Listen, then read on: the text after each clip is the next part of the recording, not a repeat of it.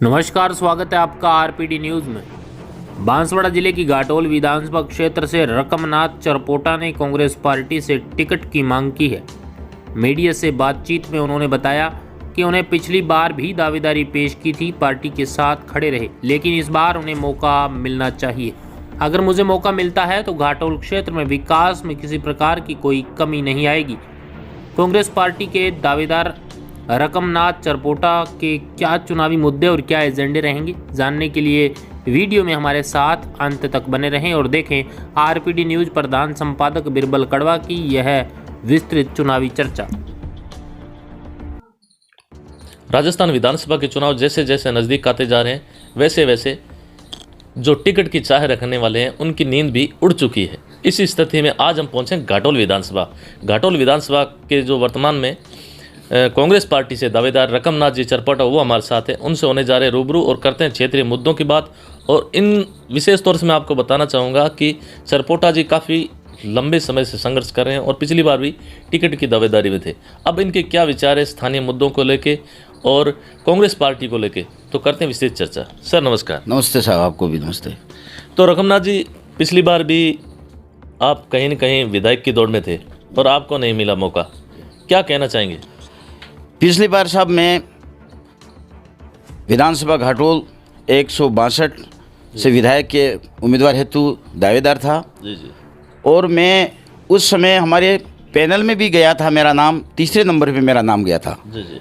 5 थे उसमें, तीसरे फर्स्ट नानालाल जी का था, सेकंड शांतिलाल और तीसरे मेरा था, 2 और थे। जी जी। तो जब से मैं पैनल में चल रहा हूँ और पूर्व में भी, इससे पहले भी जब जितेंद्र जी को टिकट मिला उस समय मैं छात्र संघ का नेतृत्व करता था जिले लेवल का। जी जी। उस समय भी हमारे कहीं दिनेश जी जो राजस्थान के प्रदेश उपाध्यक्ष थे, उन्होंने और वहाँ की टीम हमारे उन सीनियर नेताओं ने कहा था कि कांतिलाल जी और आप दोनों में कोई भी लड़ लो। जी जी। उस समय भी हमारे गुटबाजी थी। जी जी। उस समय हमने जितेंद्र जी को हमने आगे रह के, और मैं विधानसभा अध्यक्ष था, जितेंद्र जी को टिकट दिलाया और टिकट जितेंद्र जी को जिताया।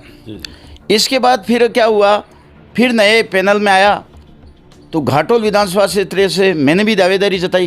जी जी। दूसरी बार फिर जता रहा हूँ, उस समय मैं दूसरी बार जताई। उस समय हमारे शांतिलाल जी है, नानालाल जी है और नाथूलाल जी और हम चारों पैनल में चले थे। जी जी। लंबे पैनल चला। जी जी। लास्ट मेरा पैनल में भी नाम गया और इन्होंने पीपलखुट वालों ने हमें ऐसा कहा कि एक बार हमें मौका दो घाटोल वाले बड़े भाइयों करके। जी जी। तो उस समय भी मेरे कई नेताओं ने कहा था, रकमचंद जी आप टाल ठोको, हम सब मदद करेंगे। बड़े सीनियर नेताओं ने भी कहा था, परंतु वचनों के हिसाब से उन्होंने कहा एक बार पीपलखुट को दो। तो उस समय पीपलखुट को नानालाल जी को टिकट दिया गया। तो नानालाल जी को टिकट देने के बाद हमने तन मन से वागड़ से हमने, और जगह जगह, क्योंकि नानालाल जी इतना सक्रिय नहीं थे वो, पर हम तो शुरू से सक्रिय राजनीतिक में थे। छात्र संघ जीवन से ही हम एनयूसीआई में था, यू कांग्रेस में था, स्कूल का प्रधानमंत्री बना था मैं पड़ोली राठौड़ का। तो जब से ही पूरे एरिया में दौरा करके नानालाल जी को जिताया। जिताने के बाद फिर टिकट की दौड़ में सभी रहे। उस समय भी मैं टिकट की दौड़ में था। उस समय भी टिकट की दौड़ में था। उस समय मेरा टिकट सीपी जोशी ने कहा कि शांतिलाल जी को टिकट मिल गया।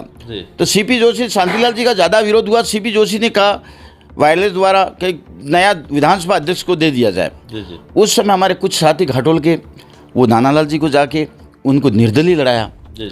उस समय भी शांतिलाल जी को टिकट मिला, मैं विधानसभा अध्यक्ष था। मैं और गणेश पूर्व मालविया जी के जो साडू, हम 2-3 जने शांतिलाल जी के टिकट मिला उसके साथ रहे, कमर कस के प्रसार किया। शांतिलाल जी के हमारे बंद पे 19,000 वोट लाए हम। और नमो नारायण जी पूरी सभा की, और हमारे कई साथी वरिष्ठ लोग उनके साथ रहे, नानालाल जी जीत गए। तो जब से भी कभी भी मैंने धोखा नहीं दिया। उस समय भी फिर टिकट नानालाल जी को मिला तो नानालाल जी के साथ ही तनमन। क्या मन में है, अब क्या तमन्ना है? एक बार, अब की बार फिर नानालाल जी, कहीं न कहीं उनका नाम भी पुनः वापस चर्चा में चल रहा है। क्या लगता है आपको, इस वजह से कहीं वापस कहीं ऐसा लगता है कि ऐसी कंडीशन आ गई अब की बार, क्योंकि 15-16 कैंडिडेट अब की बार कांग्रेस के अंदर दावेदारी कर रहे हैं, तो कहीं न कहीं आपको डर भी है कि यार अब की बार ये सीट है कहीं वापस नहीं गंवानी पड़े? हाँ, तो बिल्कुल 15 उम्मीदवार है, इससे डर, बिल्कुल डर है साहब। कि डर इस मामले में है कि हमारे यहाँ एक बाप पार्टी उभर के आई है। बिल्कुल, भारतीय आदिवासी पार्टी, उसने तो बीजेपी और कांग्रेस की नींद हराम लोग, रखी है। उनकी क्या नीतियां हैं साहब, वो उस बाप पार्टी बनने का मैं सुझाव देता हूँ। क्यों बनी? क्योंकि बीजेपी कांग्रेस में जो आदमी पुराना काम करता है उसके वक्त नहीं होती है। 1998 से मैं लाइन में हूँ 1998 से लाइन में, तो भी सीनियर नेताओं ने अभी तक मेरे बारे में मंथन नहीं किया। इसका मतलब अब बाप पार्टी ऐसी बनी है कि उनकी बिल्कुल जो सीनियर है उसको टिकट दिया जाता है। जी। जैसे अशोक, अभी मैंने सुना है अशोक को टिकट मिला, वो सबसे पहला पुराना कार्यकर्ता था, उनको दे दिया। अब मेरे पिताजी स्वतंत्रता सेनानी थे, उस समय से मैं कांग्रेस में काम ऐसी करता हूँ। स्थिति नहीं, रकमनाथ जी कहीं वापस पार्टी, ऐसी स्थिति में अब की बार मौका नहीं मिलता है तो रकमनाथ जी दूसरी पार्टी ज्वाइन कर लेंगे। नहीं, पार्टी तो ज्वाइन नहीं करूंगा साहब मैं। अब वो जनता के फैसले, हम कांग्रेस के साथ ही रहेंगे। जी। पार्टी से बगावत नहीं करेंगे। मुझे बीटीपी वाले लोकसभा में लड़ाने के लिए कह रहे हैं साहब। जी। मैं भील राजा बांसी आदिवासी संस्थान का प्रदेश लेवल का एक संगठन है, उसका अध्यक्ष भी हूँ। जी। ये जो फोटो आपने, ये है जो हमारे बांसवाड़ा के संस्थापक, उनमें नींव रख के बांसवाड़ा की स्थापना की और बांसवाड़ा के संस्थापक के रूप में माने जाते हैं। और ये यहाँ के भीलों के राजा हैं। बिल्कुल। और इनके अंडर में 10 राजा थे, यूँ कहते हैं हमारे इतिहास में 10 राजा, आदि गुजरात और मध्य 3 राज्यों से हमारा नेटवर्क है। मेरे समाज जो आदिवासी समाज जो संगठन है, मेरे 3 राज्यों में संगठन चल रहा है। गुजरात में भी है, मध्य प्रदेश, राजस्थान में भी। राजस्थान में 5 जिलों में हमारे सक्रिय कार्य टीम बनी हुई है। और गुजरात के भी लोग ये जब इनकी मूर्ति का जो मनाते हैं, जैसे 1515 ईस्वी में जो मकर संक्रांति वो जयंती मनाते, उसमें लाखों लोग शामिल होते हैं। बांसवाड़ा जिला मुख्यालय इनकी मूर्ति स्थल पे आराधना के रूप में लोग आते हैं। इसलिए ज़्यादा में, इसलिए कि हमारा मकसद है कि जो बाप पार्टी इसलिए आई है कि बाप हमारे युवाओं को मौका नहीं देती है, बड़ी पार्टी है, इसलिए बाप पार्टी आई। हाँ, अगर युवाओं को मौका मिलता है तो फिर बाप पार्टी बनती नहीं। तो इसलिए इसमें मैंने भी दावेदारी जताई अब की बार। तो आपके हिसाब के क्षेत्रीय मुद्दे क्या है आपके, अगर आपको यहाँ से टिकट मिलता है तो यहाँ के धरातलीय समस्या किस प्रकार की है? हमारे इस वागड़ के अंदर बड़े बड़े काम एक भी नहीं हुआ साहब। जी। वागड़ माना जाता 30-35 40 पंचायतें, ये पश्चिमी, जैसे घाटोल के पश्चिमी क्षेत्र माना जाता है, जो बेणेश्वर से लगा हुआ, उधर गढ़ी से लगा हुआ है, इधर बांसवाड़ा से लगा हुआ है, इधर दानपुर से लगा हुआ है, ये हमारा क्षेत्र है। इस क्षेत्र में न तो फूल बड़े बड़े, जैसे पड़ोली हमारे जो वर्तमान विधायक साहब है, वो उस नदी पे कहीं ग्राम पंचायतों का हमारा कटाव रुक जाता है। जी। तो मेन और यहाँ की सड़कें, जैसे हमारे गाड़ी घाटा मध्य प्रदेश को जोड़ने वाली सड़क है, यहाँ का स्थानीय हमारा कोई ऐसा नेतृत्व नहीं दिया गया। तो आज भी वो गाड़ी घाटा 1900 देश आज़ाद हुआ था, सर्वप्रथम एमएलए साहब हरिराम जी नीनामा बने थे, उन्होंने काम रोड चालू किया था, गाड़ी घाटा छोड़ के आए। इसके बाद किसी विधायक ने उस गाड़ी घाटा की तरफ तो नहीं। सरकार तो आपकी थी, अब की बार क्या कहना चाहेंगे? सरकार आपकी थी और विपक्ष ने तो हमेशा घेरा आपको। तो हम, सरकार हमारी थी, उसका तो स्थानीय हमारे विधायक नहीं होने के खातिर हमारा ये क्षेत्र। विधायक तो एक हो सकता है पार्टी का, लेकिन आपको इतनी जनता ने समर्थन दिया था रकमचंद जी, उसको थोड़ा ही भूल सकते थे। बिल्कुल कांटे का मुकाबला रहा था नाना लाल जी को, और वो तो आप उसमें साहब थोड़ा बिल्कुल पक्षपात हुआ है हमारे क्षेत्र में। जैसे विधायक नहीं होने के खातिर सरकार ने थोड़ा ध्यान नहीं दिया, और यहाँ का डाकिया ही नहीं था, तो किसको कहते साहब? हमारा डाकिया उल्टा बैठ गया। जी। तो अब ऊपर स्थानीय तो जहाँ डाकिया बैठता वो डाकिया मांग रखता, हमारा डाकिया तो उल्टा बैठ गया, इसलिए कौन हमारी सुने? जी। जयपुर की सरकार में डाकिया, यहाँ की जनता साहब हमारे, क्योंकि जब सत्ता के साथ जुड़ के नहीं रहती है, जिला परिषद में भी हमारे यहाँ उल्टा किया लोगों, पंचायती राज में भी उल्टा किया, तो फिर कौन इनका रणनीति? विपक्ष वाले अभी आरोप भी लगा रहे हैं कि ये जो सरकार है, कांग्रेस की आपकी सरकार है, इन्होंने अभी ये सब कोरी ओनली फॉर झूठे वादे किए हैं, धरातल पे ऐसा कुछ नहीं हुआ। इसको लेके क्या कहना? विपक्ष वाले कहते बिल्कुल गलत साहब। कांग्रेस ने ऐसा काम किया है, राजस्थान के अंदर 100 बार अशोक गहलोत बैठने जा रहे हैं। जी। भले ये कह सकते होंगे, धरातल पे कांग्रेस ने आज ऐसी योजना लागू की। आप कह रहे हो कांग्रेस ने ऐसी योजना, जो आज खुद का बेटा माँ बाप को रोटी नहीं देता है, जी। अशोक गहलोत ने ऐसी योजना बनाई, आज जो माँ बाप को इनको पेंशन लागू की। आज प्रत्येक माता और बहनों को जो विधवाएं, उनको 1,500 हज़ार और 1,000 रुपये मिलता है, वो सब अशोक गहलोत की देन और कांग्रेस की देन है। जी।